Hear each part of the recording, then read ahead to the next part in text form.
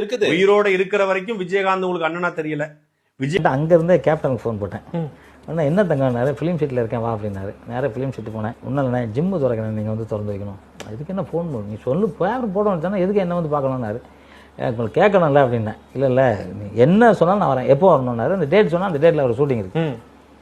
உடனே கூப்பிட்டு கேட்டார், என்ன சூப்பையா அந்த டேட்டில் என்ன இருக்குது அப்படின்னாரு. இந்த இருக்குது எங்கேயோ சென்னைக்குள்ளே தான், கொஞ்சம் தூரம் ஒரு திருக்குறளுக்குண்டோ அந்த மாதிரி எங்கேயோ வரும். எத்தனை மணிக்கு வரணுன்னாரு. ஆனால் 6 மணி 4:30 ஆகலாம், 6 மணிக்கு மேலே ஈவினிங். ஆமாம் சரி நான் வந்துடுறேன் அப்படின்னாரு. அப்புறம் அண்ணன் ஒன்றும் இல்லை விஜயம் கூப்பிட்றேண்ணே, தம்பியை கூப்பிடு, ஆனால் ஒன்று தம்பிக்கு போஸ்ட் நிறைய அடிச்சு விட்டு எனக்கெல்லாம் வேண்டாம் அப்படின்னாரு. அவருக்கு வேணா விஜய்க்கு போஸ்ட் அடிங்கன்னு சொல்றாரு. ஒன்று சொன்னேன், தம்பிக்கு அடி எனக்கு அடிக்காதே.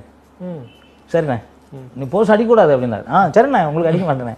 வந்து அவருக்கு ஒரு பெரிய கட்டோடு விஜய்க்கு ஒரு கட்டோடு வச்சேன். ஓகே அதே இல்லை உங்களை பார்க்கணும் போல இருக்குண்ணே. சரி வாங்கினாரு. போனோன்னு சொன்னேன், இந்த மாதிரி ஜிம் ஓப்பன் பண்ண சார். யாரெல்லாம் வராங்கன்னாரு. கேப்டன் வராரு, நீங்கள் அப்படின்னா. சரி அண்ணனுக்கு பேனர்லாம் வச்சுருங்க, எனக்கு அடிக்காதீங்க அப்படின்னாரு.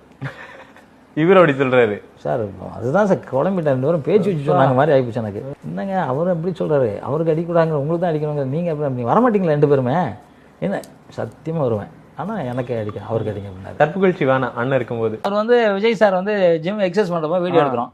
அவர் கேட்குறாரு விஜயகாந்த், ஏன் நான் இதை பண்ண மாட்டேன், ஏன் விஜய் நான் இதை பண்ண மாட்டேன் ஆனால் நீங்கள் உட்காருங்க. அவர் உட்காந்து அவர் இந்த மாதிரி நின்று அது மாதிரி ஒரு ஃபோட்டோ இருக்கும். அது என்கிட்ட கூட இருக்கு பாருங்க, அது மாதிரி எடுத்தோம். அந்த அவங்க 2 பேருக்குலையும் ஒரு அண்ணன் தம்பி மீறி ஒரு பாசம் அவங்க 2 பேருக்கும். அதான் டெத்தில் அழுதாரு பார்த்தீங்களா, விஜய் அழுதாரு பாருங்க.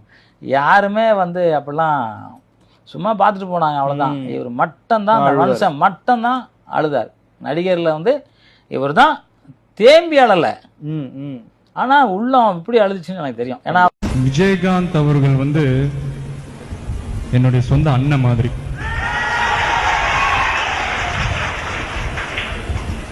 ஆனா இதே மாதிரி தான் விஜயகாந்த் சார் ஏதாவது ஃபங்க்ஷனுக்கு போனா கூட என்னுடைய என்ன வந்து சொந்த தம்பி அப்படின்றாரு.